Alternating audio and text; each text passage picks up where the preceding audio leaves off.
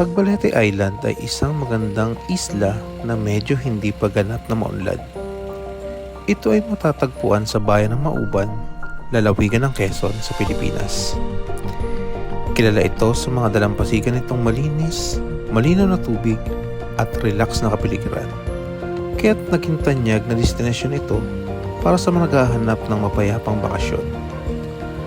Ang Cagbalete Island ay may mahabang baybayin na Malaburakay dahil sa pino at puting buhangin nito.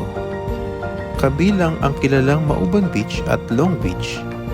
Ang mga lugar na ito ay perpekto para sa mga sunbathing, swimming, at pag-iipon ng mga bagay na matatagpuan sa dalampasigan.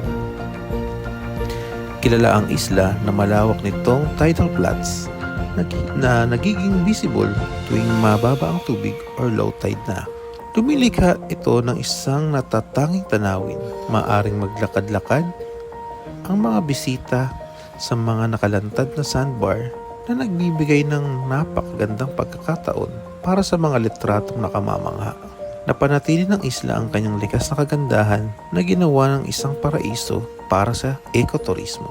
Ang mga nakapaligid na tubig ay tahanan ng makulay na mga coral reefs at buhay dagat na nag-aalok ng mga pagkakataon para sa snorkeling, diving at pag-explore sa ilalim ng dagat. Ang pagpunta sa Cagbalete Island ay nangangailangan ng kaunting pagsisikap.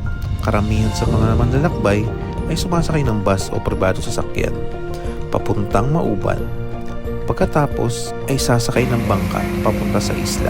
Ang biyahe ng bangka ay tumatagal ng mga 30 minutes hanggang 45 minutes at may mga regular naman na biyahe papunta at pabalik mula sa isla. Bagamat hindi kasing commercial ng ibang mga destinasyon ng turista ang isla, may ilang mga resort at green houses na nag-aalok ng simple ngunit komportabling akomodasyon. Ang mga resort na ito ay nag-aalok ng pangunahing pasilidad at ng mga tour at aktibidad or katulad ng kayaking, island hopping at pamumundo. Maaaring mag-enjoy ang mga bisita sa iba't ibang aktibidad tulad ng swimming, fishing, beach volleyball, kayaking, and hiking.